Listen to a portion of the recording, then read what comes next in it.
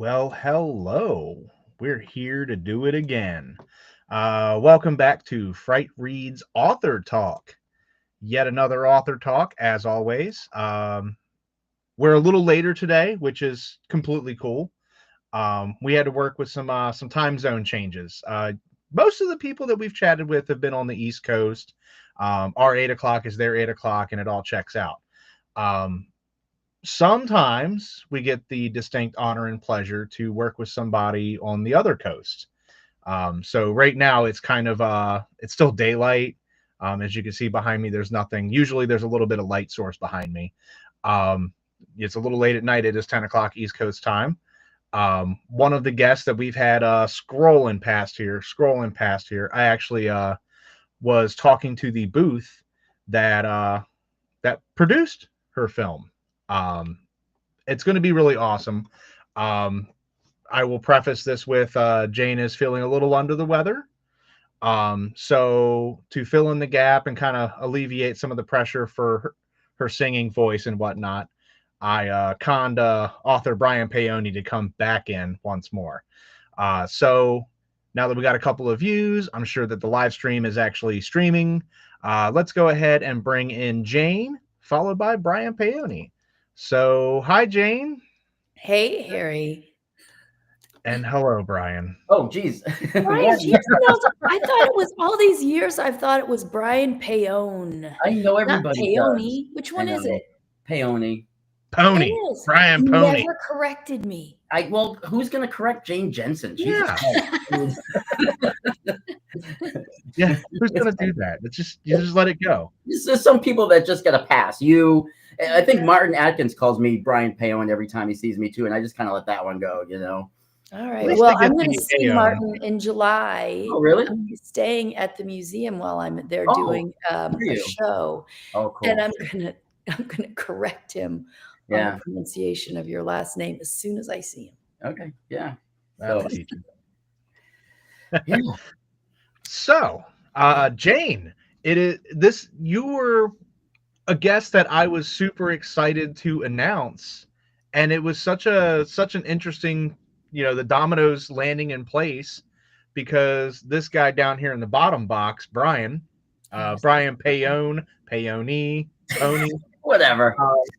whatever, Paoni, I'm a Paone. Paoni. Paone. Paone. It sounds Italian no matter how you say it. Yeah, right? Yeah. You just randomly went, hey, my buddy Jane would be a cool guest. She was in Tromeo and Juliet. You've heard of that, right? And I just kind of went, yeah, I'm familiar with TROMA films. I am, and I'm familiar with that one. For anybody that has never seen that film, it's got the guns in it. The guys that are doing all the DC movies and cartoons right now. So it's kind of cool. It's a unique film. And that's really, I think that sums up any TROMA film. It's a unique film. They are unique films. Yes, they So are. you had mentioned that this was a friend of yours, and I was like, of course she is. Why not? You just have this like weird connection with just different facets of people. And I'm just like, of course you do. And then lo and behold, here we are. I think a lot of people were just like over the top. I was even talking to the guys at the TROMA booth this past weekend. What and was they the were just event like, this last weekend, Harry? this was Monster Mania. It's a horror convention that happens like 2 or 3 times out of the year between here, Pennsylvania, and Jersey. Did you go as well, Brian? No, I did Monster Mania with Harry in November. Yeah. Yeah, and that was in Pennsylvania. So we had booths where we were, smelling our crap. I want to say hi to Teague. Hello, Teague Excepcion.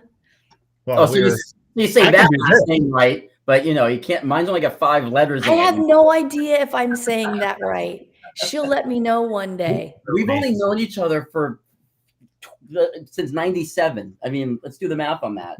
20, 30 That's all of years. the years. You do the math. That's you like. all of the If you years. choose.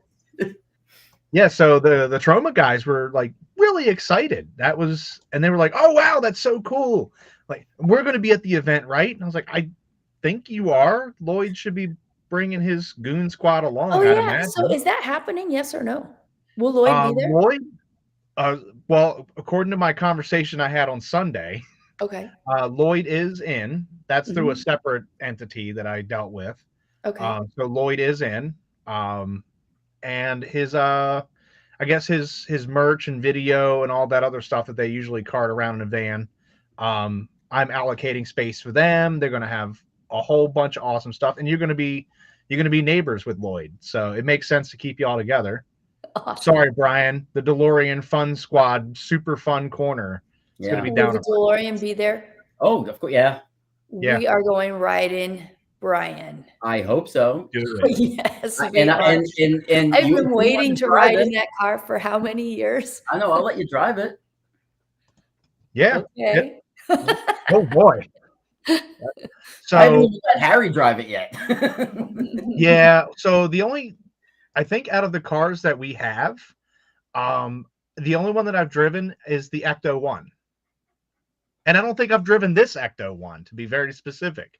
We have two in the group, and I've driven the one from the 2016 film, but the one from the 1984 movie hasn't been You guys touched are talking DeLorean speak. It's No, going it's- over This my is for head. Ghostbusters, for the Ghostbusters movie. Oh. So the Ecto One from Ghostbusters, I've been behind the wheel of. A Jeep is a Jeep, so we'll just say I've been behind the wheel of a Jurassic Park Jeep. Um, I've driven a Jeep, so same difference, just with dinosaur logos on it. Yeah, I'd never driven the DeLorean. I've even driven the Supernatural Impala from the show. I've even driven that. I got to park that. That was a terrible car to drive. I definitely want to own one. The windshield is about this big. Oh, It's great. yeah. No, They're so low risen. It's fantastic though. I can see you're surrounded with a lot of Ghostbusters memorabilia back there, Harry. I like it just a little bit. It's one of my passions. I'm actually one of the founding members of our local chapter, the Charm City Ghostbusters. Really? So we're going to have them. They're going to be bringing a giant setup. They'll have the Ecto One for people to kind of hang out with and take pictures. But I think that they asked me how big is the loading dock and what can we bring in it. So I'm concerned with what kind of setup we're going to get. I do know that a 40-foot Stay Puft Marshmallow Man is owned, so that's That's exciting. a possibility. Got some people saying Hi, hello. Diana. Yeah, well, we're going to have a whole bunch of stuff. There's a local haunted house called Hera's Nightmare. They built a haunted house facade. Oh wait, I wanted to ask you. So do you go into haunted houses, or are these houses that are set up to scare around Halloween? But do you also do encounters in homes and places that are rumored to truly be haunted? You talking to me? I am talking to Harry Oh, about okay. his So you're talking about as the Ghostbusters? his side hustle in ghost busting. So the Ghostbusters is just dressing up like the characters from the movie. But about a dozen of our people in our team actually do the ghost hunting. Do you do that, Brian? I got into it after I spent the 8 weeks at the prison writing the new book. So Right. I was going to ask you about that. That had to After be you did your time? really creepy and would definitely give me nightmares. Yeah, so I wasn't into ghost hunting before that, and I wouldn't even necessarily say that I'm, like into it now. But I wrote a horror novel about a ghost hunt gone wrong, and writing the whole book inside the Missouri State Penitentiary over 8 weeks alone at night in the dark, and it's a very haunted prison, gave me a different appreciation for people who go into these places to, actually investigate and hunt ghosts. So Yes, it has opened my eyes to a world I didn't even know existed. Here I am, just a stupid little author who wanted to write a horror book about ghost hunters getting trapped inside of a prison, and next thing I know, I'm like rubbing elbows with some of the guys who are on TV and stuff. So it's just it's wild, like just how deep it goes. And so you become a stupid little author that rubs elbows with fancy ghost hunters. Yeah, that's on my resume, actually. That's at the bottom. Yeah, mine just says stupid little author. Yeah. No, Just you, nothing, that's all nothing you followed. get. Shout out to Adam Baum too. Hey, Adam. Yeah. Yeah, I've been bringing up anytime somebody pops in, says hi, try to bring them over.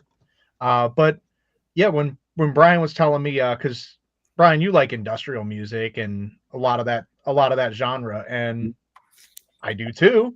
We started sharing some of the names that you've toured with and people that you've played with, and I was just like, oh my God. I was like, I know all of these bands. This is my favorite part. But the absolute just list of people that you've gotten to play with, and then we had a probably a 40-minute discussion while you were trying to figure out which Crow soundtrack that you Jane got. was on. Oh man, that song, I think it was called Meet Again. Yes, And there's Meet I Again. did that. Well, that was a collaboration. Was it a collaboration or did they write it and I just sang it? I think they wrote it and I just sang on that. Hey, David. I'm a huge David fan, so there. There you go. What? Let's see. Yeah, because you were it was the only vocal track on the soundtrack. The rest of it's the score. That's And right. then, I was so happy to do that. It was a really beautiful song. And I'm blanking on the composer's name, but he went on to do tons of fantastic horror stuff. I have at my fingertips. Hold on. You keep talking. I'll Yes. He's amazing. So what's cool is that particular Crow movie. So really funny story about my watching of The Crow. The first Crow movie was not the original, was not the Brandon Lee that I saw. Okay. It was actually Salvation, which was the one that you did the part of the soundtrack for. Right. And I even said, he's like, I don't know, it's one of the other ones. It wasn't the first one. And I was like, okay, well, you got like a 1 in 4 shot or something, however many Crow movies there are. I just know the song really, really well. I just forgot what movie it went. But it ended up being one of, oddly enough, my favorites, because it was the one that I managed to get a copy of the VHS. That's right. Kids, VHSs were these things that you used to have to stream, and you put it inside to stream, and you had to rewind the stream. You put it inside to stream. And then you had to rewind the stream. Yeah. But I happen to have that. Beltrami? Am I saying that right? Marco? Yeah, Marco Beltrami. Yeah. Hey. Yep. He's done so many soundtracks. He's super talented. That's the only time that I worked with him. Yep. Was around that period. I worked with him on another track, but it didn't quite happen. But Meet Again. Yeah. That was really but that ended up being one of my favorite Crow iterations. Because it was the first one that I got a hold of. You know, I got my first paycheck and I was like, ooh, I'm buying something and I want to buy something kind of edgy.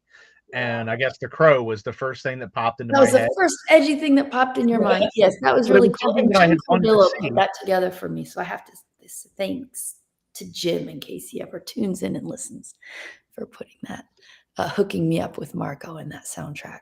And that came out that came out right around the Burner album. Like it was relatively in the same time frame. Probably. That Burner came out. Like it was like 1 or 2 years either before it or after. Before, definitely before. It was closer to Burner than it was comic book horror. I know that. Like it was there was some time. Because I felt that Angel off of Burner reminded me a lot of Meet Again. It just had like the same kind of I always it seemed to do have some sort of very mellow, almost ballad-esque, dreamy song on an album. There's always seems to be one. That was I think that was one that I had God, let me look at my last listen to. Well, I had Burner was the last album playing, but I had Miss You was playing. Guarantee you my sound will come up and then Facebook will just be like, you can't play that. Body Tree. That was playing. Bodhi Tree. Yes, I did. And that's a whole left field situation there. Yeah, and that was playing on the shuffle, and I was like, okay, it's kind of weird when those songs pop up because they not a good driving song. What? Not a a good good driving driving song. song because I'm just like, it's so relaxing.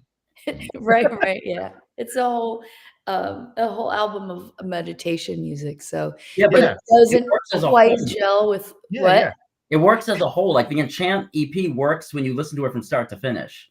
yeah, yeah. Right, but not mixed in with Yeah. everything else that You're I gonna You go do from can't like go for from, sure. Astro Top USA Four to, to yeah, yeah, it's just sort of like what's going on. They Right. clash. They yeah. definitely clash. But that's the But, beauty you of having all music on shuffle. know. It's a Yeah. real wild card sometimes, but it Mhm. is kind of nice because instead of it, because I hate to listen to like the top 5 songs on Spotify for an artist, and those Yeah, are the 5 that you hear over and over and over again. right. I actually got to talk to one of my favorite bands is Royal Republic, and they did a Ask Me Anything or something, and they said how come their song Getting Along is their top song, and I said because it's the first one Spotify plays all the time, every single time it's their top song that they play. Yep. And they were like, because it's been on our set list, we just thought everybody really loved it. And I was It's like, just no, there. it's because it's the first one that Spotify will shuffle. Mhm. So it's Yeah, kind of I've been on some compilations recently, and I realize um, if you get the first or second, well, especially the first slot on a compilation, every time you reload it, yeah, doesn't pick up usually where you left off. It just keeps playing that first track over and over. So it is a very yeah, prime spot to get number one. Thank you, Michael. Rockin' Highway 90. Yeah. That is a song that is in the current set for the shows that I have coming up. Oh, So, right that's on. so That's a good. good oh, song. Michael, I hope you can come out to a show. Yeah, Do I'm that's you? losing that's my playing voice, today. folks. I'm trying to hang in there. I know it doesn't sound very good, So, but yeah. Jane, I have a question. Are Yeah. we ever gonna get Privateer Part 2? I've been waiting since like what 2002, 1 or whatever when that came out. It Yeah, very clearly says Part 1 on the cover. Like I that. know. It's That totally was such a different. theme, Brian Paoni. It was, I was watching the Washington documentary with my son the other night, and, there was a time when I was just sort of really consumed with, I think it was, when Bush was in office and we Yeah. were all mortified and, trying to get him out of there. And so I did that, very, also kind of a left field collection of songs. And I wrote a whole um, graphic novel, a comic book to go with that, which I don't think will ever see the light of day. But What? I'd love to find it and read it today, all of these years later. I And would love to publish it if you Yeah, ever want to. so that character that was on the cover of that Yeah. artwork, if you remember, she could Yeah. go back in time Yeah. and, counsel these founding members of our country. Hmm. But it's quite possible that it was very terrible. It's funny. Um, It could be. We don't know. I see. but anyway, I'd like to reread it myself. Well, I mean, "Truth Is" one of my favorite Jane songs. Like, I just have always been. Oh, yeah, About that was a little bit different. It did get tacked onto that collection of songs, Yeah. but it was that was a very, post Dolls Yes. song. It was when I was working with Roger Chi, and we were in the studio, we were doing doll stuff. I was playing a lot with the dolls.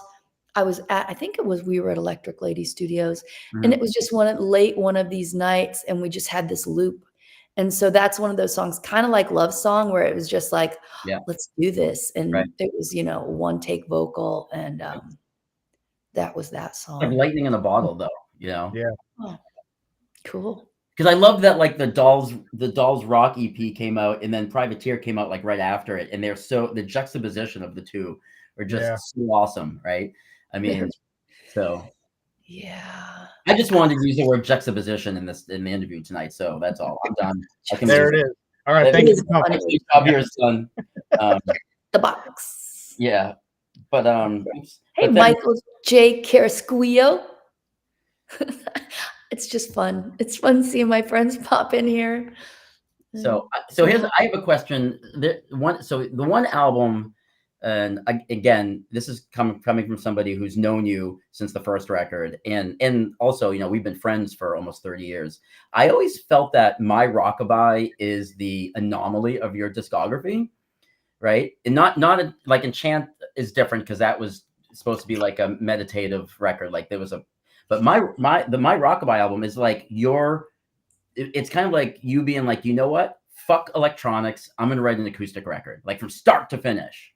You know, and it has so much like different personality than the rest of your catalog. And I find that when I do put your songs on shuffle, because that's usually how I listen to you, when My Rockabye songs come on, they don't feel out of place, Really? even put against like Comic Book Horror stuff or Burner stuff, or even you know, the Trusty stuff like that. It fits. Like, you know, it doesn't feel like it's you know, it's like, oh my God. But when you listen to the album as a whole, you definitely can tell that you were in a different mindset. Like there was, you know, it was a snapshot in time of, you know, like a way of thought of writing. So I might be completely off the mark, but I feel that album just has this like specialness to it because it's like the you know, the redheaded stepchild that still gets along with the other albums and still plays in the sandbox, you know. Yeah. Hello, David. Oh, hi, David. I love David David. just dropped into. And so yes, that is an anomaly. You're right. And my plan was to just do an acoustic album from start to finish. But you know, and that's how all the songs were written. To this day, I can I can just sit down and play all of those songs. Right. That's how that was written, just on my acoustic guitar. And I did do a thing where I did a series of shows, just me and a drummer, Brian Fields. We did a few shows. I think I did a couple shows with a full band to represent the album, but mainly Brian and I would just do, and that was a lot of fun. I kind of wish I would have stuck with it and really got what I was visualizing across. I don't think I ever truly did. I was kind of expressing what I was going through, moving from the music industry in LA and New York to Indiana and getting married and starting a family. And so I just switched my perspective on everything and took a whole different musical perspective as well. It's not my favorite album in retrospect, but I still like a lot of those songs, especially Saturday Night, which is if I do an acoustic set at Frightreads, and the thing that I'm working on is called the Murder Ballads That Led to My Redemption. I will do Saturday Night, and that song was a song that James Gunn really took a liking to, and he used it in his film. Oh gosh, what was it? With the creepy Slither. He used it in Slither in Pam's death scene. So is that song available like anywhere for people to hear its full version, or is it just in a snapshot in the movie? Oh, Saturday Night is on My Rockabye. Oh yeah, the song Saturday Night. Yeah, the song. It's also on. When you said Saturday Night, I thought you meant Saturday Night at Frightreads. Like I thought it was a sentence. No. She's gonna play Saturday night.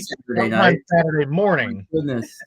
I'll see. I got distracted by David mentioning me in the movie I'm in that he was the director. We'll get there. I think Todd had a pretty fun question because that's always that oddball question. Who would you play? Now, I don't know if Todd means like a show, like a concert, like play alongside of their band, or have them play along with you, because that's two different worlds. Well, it would be one of two.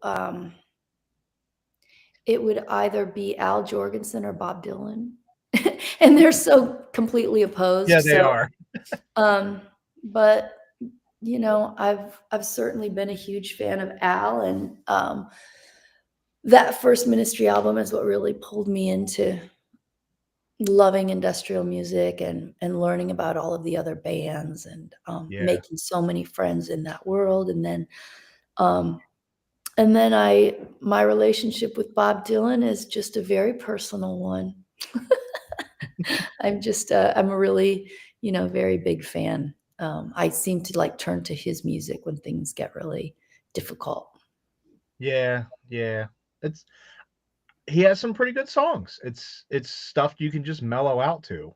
Um, that's really good. So Mm. Brian, you jumped ahead with David's film Yeah, like, role mention. if anybody doesn't know David or recognize his name, I did not know who this man was until 2017, I think was when I met him. And I spent the whole night with him. And David is one of the most amazing, nicest people that I've ever met in the film industry. Like, that man is just, I can't say nicer things about. I agree, David Calliope. I mean, I 100% wish he did. I wish he lived respect. closer, because he's the type of guy I would go pick up in the DeLorean and go hang out with. You never picked me up in David, the come DeLorean. meet us in September. And I gotta say hello, because I see my sister's in here. My sister Elizabeth dropped in. Hi, There we go. sis. Oh, what made go off on that and more docudrama songs Jim in the Jones future? song. Oh, Jones, yeah. That was a really fun one to write. And yeah, I've had a long-standing interest in murder ballads. Who doesn't? And Like Nick Cave. Like Nick Cave. Yeah. what? Probably the first one I ever heard was Folsom Prison by Johnny Mhm. Cash, and I love singing that song. I love playing that song. It's my karaoke song if somebody pressures me. All right. Well, we're twisting some arms. But so Jim Jones was kind of written like with that in mind, to just to tell a longer story like that, and same with Saturday Night. Those were kind of just in the just reflecting my love and interest in murder ballads. Well, we're gonna twist your arm at Fright Reads after party, because we always have karaoke. You can ask Brian. Um, And what was somehow Good. Brian sings Dancing Queen every time. I just like there? that's what happens. Dancing Queen happened. Who Oh, was I the kid cannot singing? Was he wait. singing Minute? You guys didn't tell me there was going to be a Yeah. karaoke Oh, party yeah. What was the kid after. singing that he was? Oh, I don't want to say the word poorly, but it was Oh, not God. good. I don't Was know. it Ministry? Was that what he was singing? Because it I was don't one remember what band, I don't know and what he hung on to that band for dear life. And we were just like, oh no, it's happening again. And he would just poorly deliver whatever. It was one band that he hung on, and I feel like it was Ministry. But it was just who are we No, talking about? some Sorry, guy at Harry, the I Fright missed Reads you. after party last year when we I Will he don't be there know. this year? preferably not, but I'm pretty sure he will. He cleared the Um, room. I think he was affiliated with somebody that does go to the after party. So, yeah, we might be graced by his presence, and you can be entertained. That's the word I'll use. Entertained. Yeah. But yeah. Okay. I love to be entertained just Yep. as much as the next guy. Well, that's a long one that just popped up there. Oh, it's Dave. Dave's a talker. Yeah, I was like, that's a big in there. Yeah, listening to comic book Oh, horror is like hanging out with an old friend. I love that, David. And I have albums I feel that way about. So that's a giant compliment. Thanks. I And really that's always appreciate good, that. because I have songs that I listen to that take you to a specific time or place. And not a lot of songs do that, but that's really cool to hear that. Like, that's just reuniting with an old friend. Let's see what else is David got? And we Yeah, are yeah. old friends, so. But musically, when you I just figured. listen to it, it just takes you to a specific place. And that's always good when a song can do that. Letting you know about I'm gonna look for that album, David, that you're just suggesting there. yeah. I'll keep an eye out We got for a that. question here. Let's see. What's the most haunting sound or song you've heard? And which song gives you comfort? Sound or song?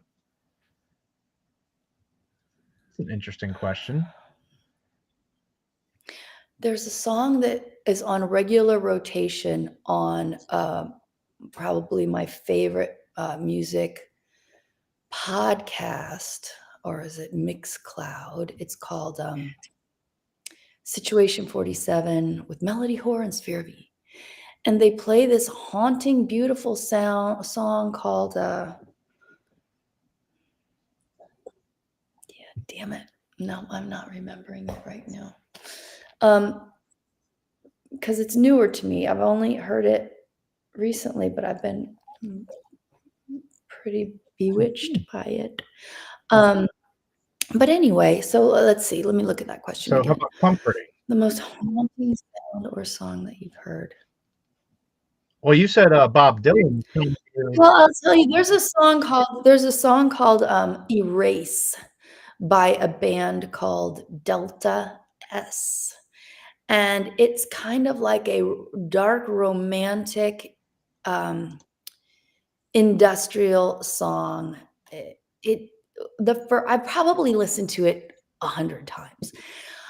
I really love it. It's one of the most beautiful songs I have ever heard. So if you like industrial music that's also beautiful and creative and romantic, not so much grating to the ears, but just like stunning production. It's called Erase by Delta S. It is such an outstanding song. And that's your comfort song? Yeah.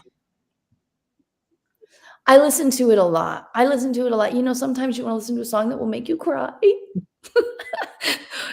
This song can do that, you know. I have so there's a friend of mine. So I used to do music way back in the day.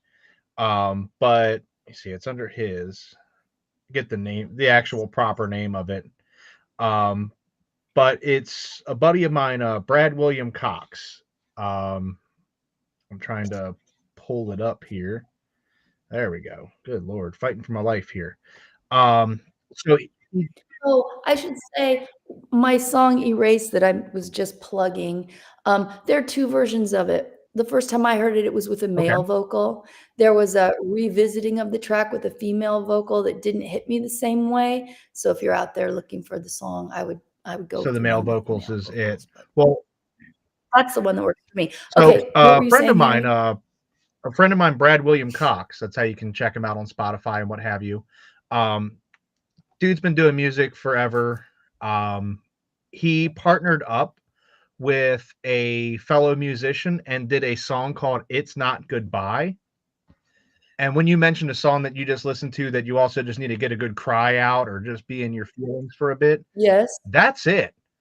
And it's just one of those songs where you're like, huh. And I've talked to him about it, and he said the more it gets listened to, the deeper it becomes.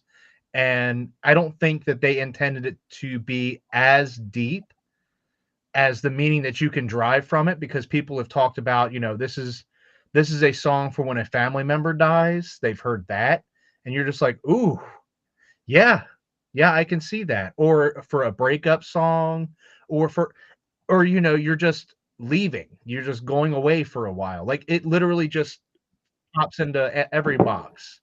And when he came out with that, I think over the holidays or around the new year, it played constantly, and I was like, wow.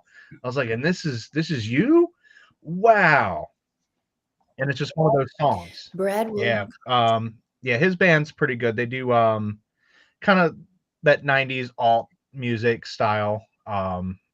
Funny story, we actually we spoke to each other because we met through books again, and we were talking about bands that we've had in the past, and our bands actually played a week apart at the same venue, and we remember seeing each other's bands poster. That's small world. Like, I remember you guys, you know. What was your band poster, Harry? My band at the time was it was Zero to the End, and we were kind of. Well, that's a good name. I know, for right? a band. God, I wish it went somewhere. I was like, it's a good song title as well. It's a good book title. Yeah. Oh yeah, it's a great book title. And it might I might fictionalize like a music story or something and use that. But Brad's band at the time, Schizo Calypso.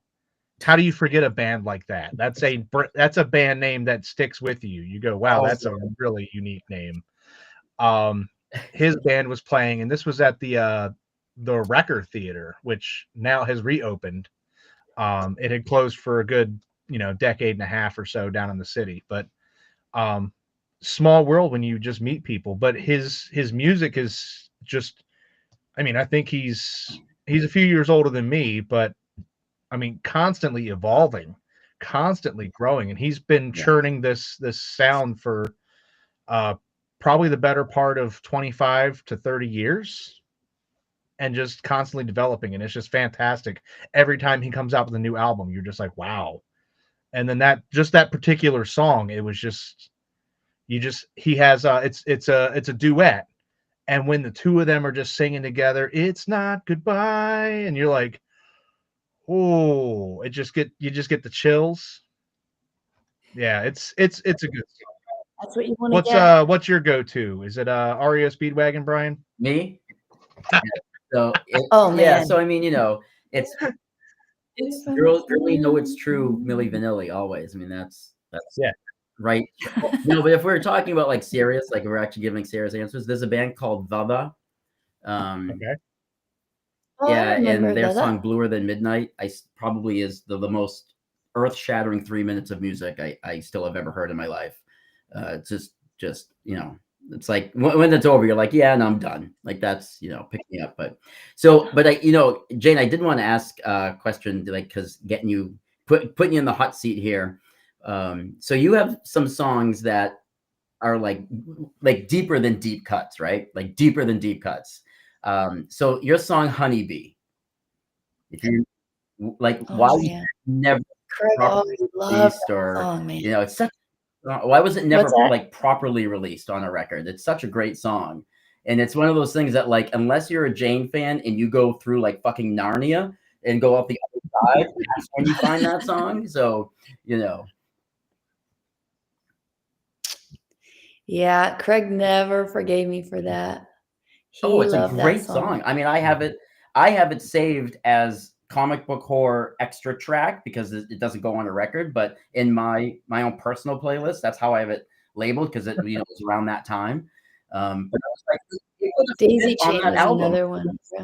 Yeah, so that one, the only reason it just didn't seem, it seemed a little too like funky and sexy for the album, in my opinion. And it wasn't that I didn't like the song. I loved it. I loved singing it. I loved writing it. I just thought it was, for something else. And then it just never found its little spot. I mean, I think I did release it on a limited basis. That's how I have it, because I went, Yeah, I did, and I'll still sometimes put stuff Right. out and then pull it. But I found it's getting harder to pull things now. It was really great, when I first started releasing things independently, you realize, oh, I can change my mind. You can be George Lucas and just completely change the song if you want. Nobody will know. Add some CGI. Right. And then I got, so one more song I want to ask you about, and I've been debating whether or not to ask this, because this could go one of two ways. We could either lose all of Harry's followers, or you might never talk to me again. Those three people will get over it. I have a feeling I know what it's going to be. Okay. No, I don't. If there's anybody like listening that's like 16 and younger, like, put fingers in your ears for a second. Do you know what I'm going to say? Okay, you're in bed, Brian. It's so why isn't that song like officially like put out, right? Man, that was a great. It's a great. Again, I have it on my playlist too, like in parentheses, because I think you gave me a copy of it, like on a burnt CD, maybe. I get regular emails. Hey, where's that song? Yeah. I heard you play it live. Yes. Where's that song? Where's that song? Where's that song? And I guess maybe it never was released at all. I know that maybe my that song was copy, never released. The copy that I have, and this is why I think you gave it to me on like a burnt CD, because it doesn't seem mastered. It's a rough mix. You can tell really that it rough, just like you leveled the instruments that sound somewhat appropriate, and then I think you gave me a copy of the song. Right. Yeah. We used to close when I was touring for Comic Book Horror and the Dolls. We closed every single show with a song called "Little Devil," and another song Right. called Blowjob Barbie. And people would go absolutely berserk. And it was a lot of fun. But it just always seemed like a really full-on Dolls song. It didn't seem like it would fit with something that I could just release on my own. Oh, it feels Jane Jensen. Blowjob Barbie feels like it should be on the Dolls Rock EP. Like it just fits there. Oh, you know. Yeah. So yeah. Well, yeah. And then I also got a lot of email when the Barbie movie came out see a if few you years see ago. if they would put a song called Blowjob Barbie in it. Well, some of the soundtrack, I mean, why wouldn't that fit in?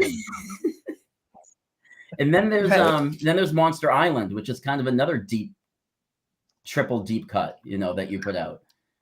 You know, so yeah, those were fun. I was writing with Roger Chi and Sandy Brackwell. And Sandy and I, it didn't ever matter what Sandy and I were doing. We were just having a blast. If we worked together, I'm sorry, I have a cough drop now. But anyway, so yeah, we wrote Monster Island together, and we wrote Blowjob Barbie together. We wrote Fast Girl USA together. they're all fun songs. Fun. Yeah. Mm-hmm. Yeah, they're all definitely. We had another song called Little Lamb. That was really hilarious. It was fun. Booterella was a super fun band. We had a great time. That was what we were called before we were the Dolls. Ooh. Yeah.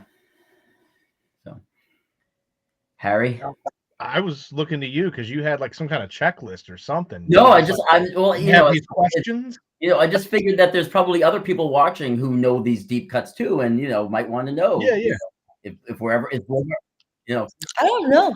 Some people just don't go back quite only that me. far. Like I'm the psycho. Right? Those are songs that you would know if you went to a lot of shows. And you know, because they weren't released, but it does go to show how memorable they were, just from a live show. Yeah, and like you know how I met you is kind of an interesting story. I don't know if you remember, but you played with Moby in Boston, or outside Boston. How could I forget that? I could never forget playing with Moby. The funny thing about that show was, so Moby, like at the time, and he still is, but is like my mother's favorite artist, right? And I don't know if you remember meeting my mom that night too, that day, but so I bought her tickets to take her to see Moby. It was going to be her first time seeing him live. That was the Animal Rights tour. I do remember. And when you got announced, like I'm a huge Moby fan, don't get me wrong, but at the time, comic book horror was the only thing in my CD player, like the only thing. So when you got announced, I just like lost my mind, right? I was like fangirling, like I was like doing this, like in the corner. I couldn't believe you were going to be there. Again, never expecting that I was going to meet you, like never in a million years. Like I didn't even know that would even be an option. But if you remember how we even started talking was I bought your T-shirt, and I saw you at like the table, and I asked you to sign. It was the comic book horror, you with like the ray gun picture, right? And you signed, "Thanks, Brian," and then you wrote a heart and you wrote Jane. And you like were so excited that like, you like, I introduced you to my mom, and it was like her Mother's Day gift, and like you were super psyched that that I bought the T-shirt and that I was there like specifically to see you.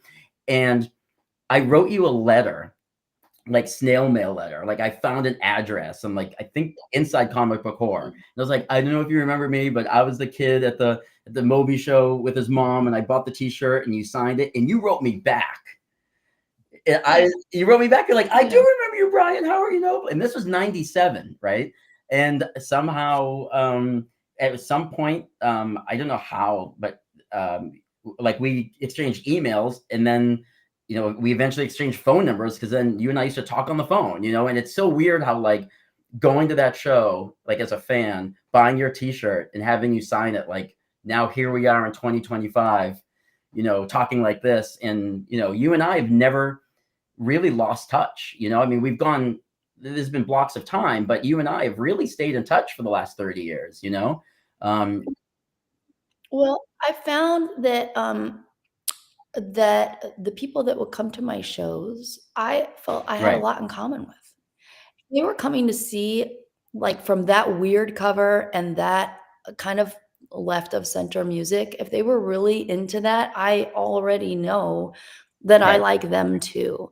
And so I made a ton of friends because I just find, that a lot of the people that love my music, we're very like-minded. And it's a lot of super, super Yeah. creative people, a lot of people that are doing their own music, or they're writers, or they're a lot of people that do art in different ways. So it made sense to me. I could never understand people that were just like, oh God, I'm gonna go sit at the table Yeah. and talk to all these people. Like, I just don't get that. But that's probably, that show that you're talking about, probably my That favorite was all-time amazing. show. I I was at the love that barrier show. looking up at you on stage, and I just couldn't believe, like, you were in front of me playing these songs that I had worn out, for the last 6 or 8 months. Like, it was just, I was just like, oh man, it was so amazing. And never in my wildest dreams did I ever think I was going to meet you that day.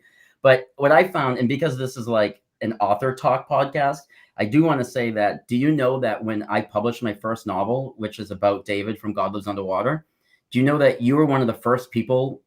You sent me a MySpace message because this was MySpace stage. Yeah, you Nice. sent me a MySpace. MySpace message congratulating me on like finishing the novel and that you were interested in reading it because you knew almost everybody I was talking about in it. Because I talk about, all the industrial. It's a great, Yeah, and yeah, I just great remember music. being like, how cool is this? Like Jane Jensen like sent me a message unsolicited, like congratulating me on my first published novel. Like this is pretty badass, So like that always stuck out in my mind too. So Was she just was she in your top 8? what's that? Was she in your top 8? That's a throwback. Remember when you could arrange Oh, your I friends? wanna throw me all the way Top right eight. back there, because that was You had so Yeah. to much earn fun. you had to earn your Like place. Do you MySpace. Yeah, want to in be the in my top top 8 8? friends. Yeah. Yeah, I know. But yeah, that was for someone like me who's always wanted to be an author and always wanted to be a published author and always wanted to, do it for real, like for a career. When the announcement came out that my first book had been published, for like you to like unsolicitedly like reach out and like congratulate me, that was like a big thing for me. Like that meant a lot. So Oh, yeah, well, I I'm am glad I too. did it. I was really happy about it. I thought it was super cool, and I was really glad that you were taking the time to kind of focus and highlight on his life and his Yeah, that interesting was music. I was in a I was in a really dark place after he died, like because I didn't know what to do with that grief Yeah. because we had become so close, and his drug Mhm. addiction had spiraled out of control. So when he died, I just didn't know what to do. Like I didn't know where to plug that, and I became self-destructive. And somebody was worried about me, said, "Hey, you want to be a writer, or you are a writer, or you want to be an author? Why don't you write about it?" Never in my wildest dreams realizing that would be the springboard to my author career, like writing a book about his death. So it's crazy how the universe sets things up, and then Yeah. And here you are many now, books many books later, I later. know. Book number 12 coming out at Frightreads. So, Oh. yeah, Oh boy. Is it coming? It's gonna yeah. be So my released that book, day? yeah, my That 12th time? Oh, great. overall novel release day is the first day of Frightreads. So yeah, that'll be fun. Hmm. So launching. I'm gonna answer Yeah. David's question about Oxygen 23. And, David, I see myself doing some more electronic music, but probably not that mellow and chill like Oxygen 23. I don't think so, but I'm definitely down to do more heavy Are electronic you still music. in touch with Oxygen 23? Was with another person, right? Who was that with? That was a collaboration with Jim Marcus and Van Christie of Oh, Die that's right. That's right. That's Warsaw. right. Right. Yeah, and so this show I have coming up July 25th for Electronic Saviors, Volume 7, Mhm. to cure cancer. That's what it's for. We're promoting that album, but I've got a Yeah. song on it. Jim Marcus's not Die Warsaw, but his new band Go Fight has a song on it. I'll be playing with him and Saphira V and Red Locust and DJ Vegan in Black, and I think it's Intersperse is the let's see. I don't know. Anyway, that's going to be July 25th. And yes, Cool. I'm in Yeah, touch I with just them. bought that compilation on Bandcamp when you announced it on your Facebook. Yeah. Oh, you So did? yeah, Oh, great. and yeah, I like the Oxygen 23 album is, like you said, it's really mellow. It's definitely, it's a different tone. I think Enchant is probably the most similar thing that I've done to that work, and I probably won't do more like that. But thanks for asking, David. Well, we got another the You old never know. controversy. Never say never. We got some controversy from Michael here. Streaming versus buying, because I have I think we can kind of speak on that too, because even with the ebook versus tangible physical copy, Right. like the Kindle Unlimited type of things, which is kind of the sort of mostly the same thing. Well, let me hear what you guys think about it. So my stance on it, and I have a bunch of friends in bands. I see when they get their royalty checks of 0.008 cents after 10 million streams or whatever the payout is. It's really it's not paying the bills. You need to be at a Metallica level of streaming where everybody across the globe is streaming your songs constantly to make any money. Or you could be like U2 and just throw your album into everybody's iPhone. Just force it into everybody's album. Hello, I'm Bono, and here's our album. Enjoy. Yeah, so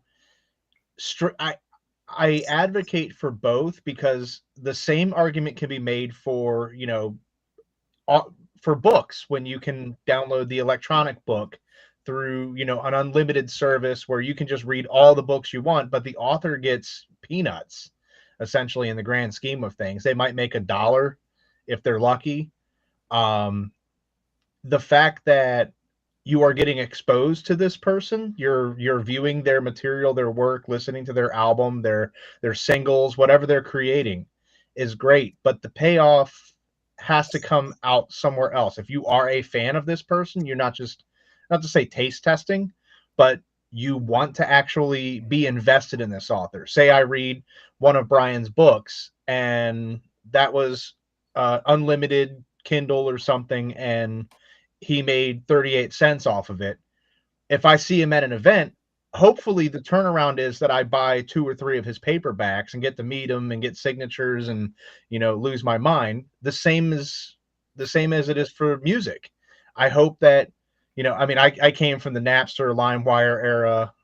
Everybody got the Family Virus that was supposed to be Limp Bizkit or Linkin Park song, but it was a virus. We all came from that era, but at the same time, hopefully you went out and purchased the tangible real album. Hopefully, if that band came into town, whether you streamed it or however you procured the music, hopefully in person you supported them. You bought some band t-shirts, you bought a vinyl or something goofy that you can't get anywhere else. You met the band and had a good experience at their concert. That's what I hope is, the perfect utopian answer. Not everybody does that. People will just continue to stream, never go anything further, or, worst case, steal the material, which I don't advocate for. It happens, but at least physically support the artist that you are enjoying in some capacity. That's I would have to say streaming versus the physical.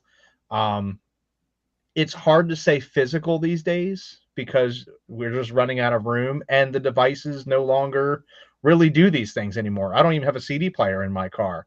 So the only option is the DeLorean has a cassette player. Well, the DeLorean has like an 8-track and probably a record player in there. And it works. I have the original stock Craig radio cassette player in the DeLorean.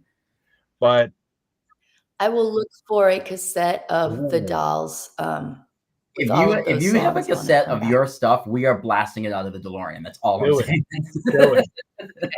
But yeah, that's kind of my take on it. Is as long as you're supporting the creator of the content, that way they can continue to make more content, because the last thing you want to do is bankrupt your favorite band or your favorite author, and they can't tangibly continue to create. Find some way to support them. What do That's you why got, I, Brian? I pretty much exclusively get all my music from Bandcamp now, because it goes Yeah, right to the artist. right to the band. Even Amazon, if you're downloading, buying if you're buying the MP3 album from Amazon, it's better than streaming or stealing it, right? But Yeah. like you and I know, Amazon's cut to Bezos takes his cut, man. You got to pay for the new rocket. Right. I only make like 67 cents on the dollar, I think, with each ebook. And that the rest of that money helped put Katy Perry in space. Right. I hope you know that. So Your book. I like over in space. Bandcamp. I like Bandcamp because I know that like the Yeah. artist is getting, the most money they can get. Yeah. That's what I tried to do too. If I'm buying if I want something from an artist, I look Right. for it on Bandcamp, and hopefully it's there. That's where I buy most of my music.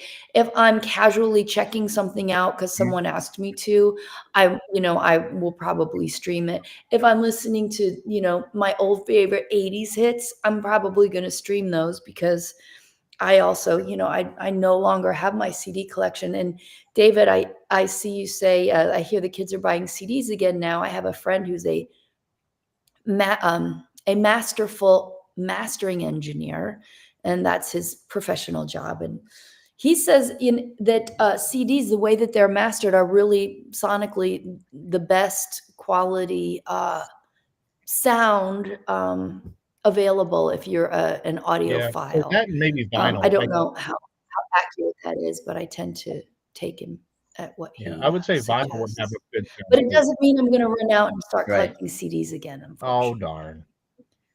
And I also don't have a CD player in my car or in my computer.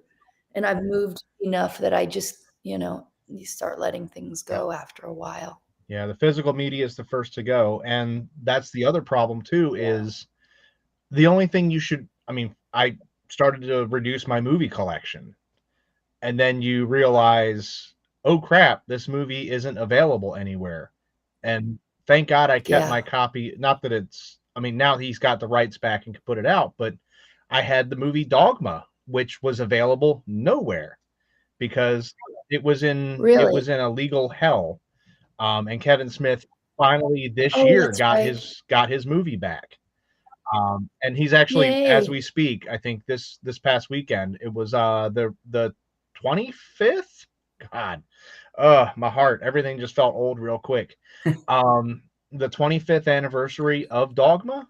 It might be 2025, something like that. It's a milestone year. But he's showing it up at Smodcastle up there in Jersey. And what a moment. But imagine if he never got the rights back. There's a bunch of movies that just you can't find. What was one? There was one that I was looking for. I know Drop Dead Fred's hard to find. I know you have it, Brian. Mm-hmm. But Drop Dead Fred sometimes is hard to find, and that was a great. Well, do you have it on VHS, or you have it on? I have a digital copy of it. Yeah, because I know you have it, but because I saw it, I was like, oh yeah, okay, respect. But there's. I also have Attack of the Killer Refrigerator, so I don't know how much respect I need from the beginning. So it came up in. Yes. Oh, I have to throw this in because Interface is the awesome other band that is playing Electronic Saviors Cancer for the Cure benefit in Chicago at Bourbon on Division, July 25th. It's Interface fun with me. Yeah, but there was a movie that we had read a book by author Christina Henry, who did really dark Alice in Wonderland, and she does a lot of the old Disney tropes, the Little Mermaid and Peter Pan, but makes them super dark. And I was just in the mood to watch one of the few Alice in Wonderlands that has the Jabberwock inside of it. And it's one from the 80s where, it had everybody in it. It had Red Buttons, Patrick Duffy, John Stamos was in it. It's just got like Carol Channing has a great musical number, and it is not available anywhere. Even Bezos's huge library of stuff, not available. and I've never been able to find it anywhere. I have a bootleg copy from the 80s that my parents recorded off of the VCR, and it's from like 86, I think, 85, 86. And it has the original like Colgate commercials in it. It's just surreal. But I managed to find a DVD of it at FYE or somewhere ages ago, and now the movie's just disappeared. And it's one of the best. It's a little two-part made-for-TV deal, so it's wild that you never know what you should hang on to, and it's just what a risk. Right. You have to downsize, but what do you Yeah. downsize? If we lose our connection to the cloud, then Yeah, So yeah. I do want to talk about like Frightreads, right? So the weekend that we're all going to be together, right? The three of us in a room together. Yeah. I don't know what's going to happen. The three of us in a DeLorean. So you're going to kind of you're going to try to set up a trauma corner or trauma aisle or trauma land. Right? The correct phrase is Tromaville. Tromaville, right? Tromaville. Yeah, I was actually talking to the folks from Troma this past weekend. Those guys have a good slice of real estate that they can set up that has, I mean, the whole videography, everything that you're looking for, things that you weren't even looking for, you'll find. Things that you tried to avoid, you will find. They have everything there. They had Toxie standing there with his little mop doing his thing. They usually get some characters you could take photos with. They're actually going to be given a good chunk of space to sell their wares and offer their photo op, which Jane, you can obviously slide into and take advantage of. And Lloyd's going to do the same because that's his, it'll be his space. But we're going to set it up in such a way that both of you can do photos and maybe even joint photos if you hash something out, at the event. But it'll be just this entire block. I've been trying to track down Monique Dupree, who was in some of the 90s and 2000s and later films like what was it? Class of Nukem High 2. So she was in a couple of the I call it the second wave of Troma. Try to get her to join you guys and just try to make a little Troma corner. That'll be pretty cool. Unfortunately, it won't be near the DeLorean. So if Jane's not at her booth, go look at the DeLorean. The driver's seat. If I can't find Jane, I'll just look in the car and be like, oh, there she is. Oh, that makes sense. So I do know your voice is killing you, and we've hit the hour mark. But I do want one last question from me that kind of ties why we're even here talking. I don't think and as long as I've known you, I don't think I've ever heard the story of how you became Juliet in that movie. Like, how did you even get that role? You know what I mean? Like, what's the steps that happened for you to be in that film? Yes. That was, it was no accident. It was, I had just moved to New York and was definitely, I studied music and theater in Chicago and was going to New York to state my case and make it happen. And so I didn't have any representation. I didn't have an agent or a manager. So I was at this stage, and actors know before you have representation, you're just looking at any kind of breakdowns you can get your hands on and looking for auditions. And so I did a few independent film, some small things. And I did some small things in Indianapolis and Chicago before I left. But I saw this Troma Films, and my brother-in-law at the time had already told me about this film company in New York called Troma Films, and it was the last real independent film company. And their films were so bizarre, and they were, he kind of created legend around Troma before I ever met Troma face to face. I was aware of them, and I was like, wow, they're doing a brand new movie. I got to audition for this. So from there, then I did my homework about Troma and Troma Films, and I went to do the audition, but I wrote a monologue called Everything I Ever Needed to know I learned in Tromaville, based on the everything I ever needed to know I learned in kindergarten.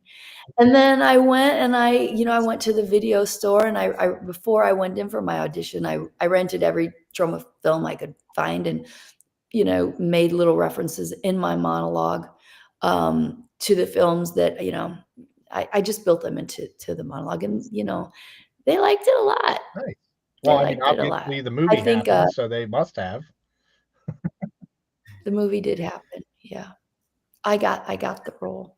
So it wasn't like I fell into it. I really, really tried to. I really stuck my neck out for that. Yeah. No, it's great. I'm just kidding. It was such a blast. It was probably one of the more fun summers that I've ever had. So I have to give that movie a rewatch, and I gotta sucker my wife into watching it because we watched we've only watched one other Troma film together, and that was Bloody Hook. And that's a movie. It's a weird movie.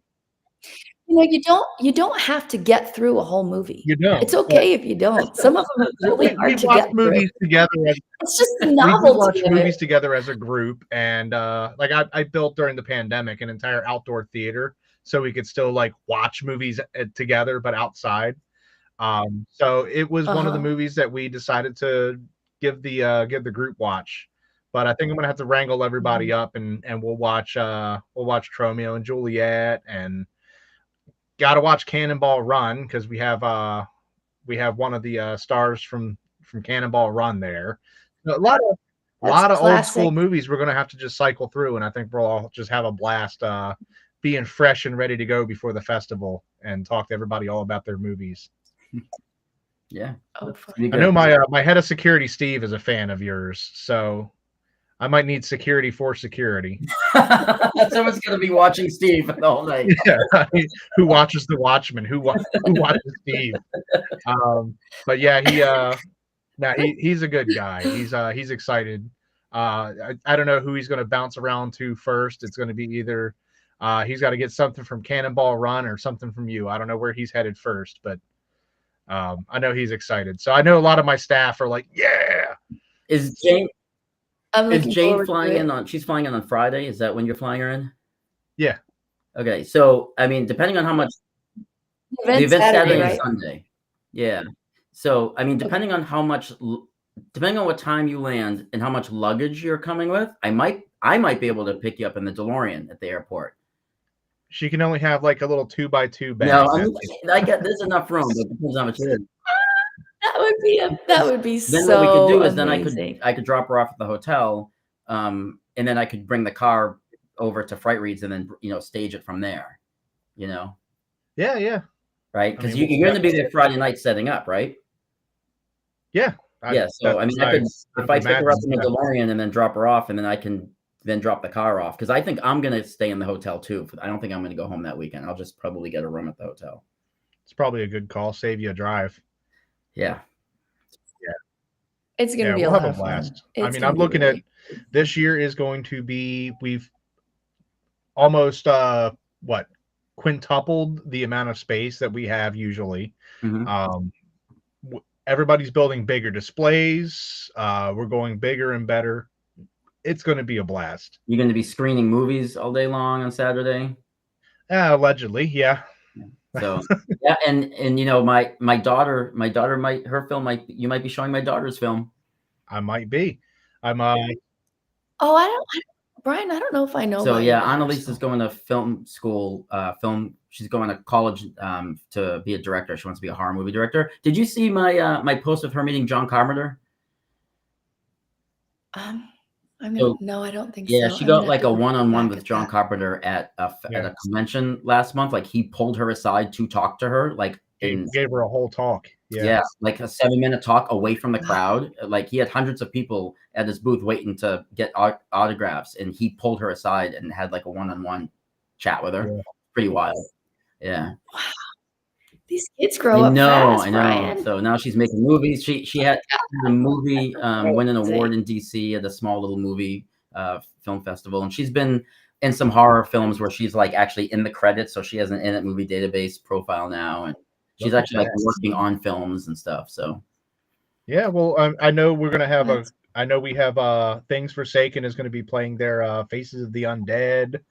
We're gonna have something from Absurd Pictures Productions. I think we're gonna do Blood and Breakfast again, unless they get another one of their movies up and ready for us. But looking to have about 4, maybe 5 films if time permits. We'll have your daughters in the mix somewhere, and hopefully there's a huge crowd and they can all cheer and applaud and Yeah. enjoy the film. She'll feel like it'll be good for her. Yeah, definitely. Oh yeah. So. Well, this has been a fun adventure. I'm glad both of you guys were able to jump in because Brian's a wealth of knowledge with everything you do. I was like, I'm gonna need you in here because I know you have like this insane knowledge of like the deep cuts, B-sides, rarities, things that were just written on a notepad or a napkin in a restaurant. He knows about it. So I'm glad you were able to dive in here. But if anybody's looking to answer sort of one of the questions that went by earlier, somebody asked if we were only in Maryland. Unfortunately, excuse me. Wow, we're all having throat problems today. How about that? Unfortunately, yes, we are only in Maryland, but we're central to BWI Airport. It's just I wouldn't even say a hop, skip, and a jump to our event from there. But we're probably 15-20 minutes from the airport itself. If you want to make a nice vacation out of it, highly recommend it. This is our 5th year, half a decade. That's for conventions and festivals to not just be floundering, like whatever, that's pretty monumental. So it'll be a lot of fun. I highly recommend coming out. We got tickets online on frightreads.com. Read the list of authors we have. Look at the amazing vendors that we have, the special guests that we have, Jane included. There's so many great people. You will absolutely have a blast. I don't think you'll be able to do it all in one day. That's almost a challenge. I don't think you can do everything that we'll be offering in a single day. But definitely come out. Go to frightreads.com to get tickets. Go to Jane Jensen Music to get pretty much every link to everything and check out all the albums and get yourself prepped and ready to go so you can come out in September and be all knowledgeable like Brian here. And of course, we'll plug Brian. It's Brian Paone or Payone or Pony. But check out his latest book, which is These Walls Still Talk. That's coming out next month? Yeah, the book release party is at the Missouri State Penitentiary with an overnight ghost hunt to follow. There you go. Pre-order it. Get tickets to go to the event. You can go on a ghost hunt and get a cool book. Sweet. Yeah, David Christensen adds that the Poe Museum is there. Yeah, the Poe Museum would actually be about a half hour away from our event. So you could realistically cruise through the Poe Museum and still come see us about 12:30, 1 o'clock and not miss much. So what a weekend. That sounds like we a plan. have some cool stuff to see out here. You can go to Old Ellicott City, which is just around the corner, and do some spooky stuff. There's a lot. There's so much. So if you are planning to come out here, definitely Google up some local attractions and have yourself a hell of a weekend. But Jane, thank you so much. Can I just once more? I just want to July 25th in Chicago, Bourbon on Division with Interface Go Fight Saphira V, DJ Vegan in Black, and then we're also doing an event at the Museum of Post-Punk and Industrial Music, a VIP special event, all to raise money for cancer, for Electronic Savior 7, and also Red Locust will be playing. That's going to be an awesome show. Yeah, if I was available that day, I would 100% be interested to go. So thank you very much for your. Yeah, wait for September, guys. It's going to be a fantastic time. Oh, yeah. I'm super happy and excited to be there. It'll be wonderful to reunite with all of my old TROMA It'll be buddies. a blast, and I'm looking forward to pull all the TROMA people together. It'll be a lot of fun. But thank you very much for taking your time out, Brian. Thanks a lot. And we will see you guys next week for the next video. Thank you so much.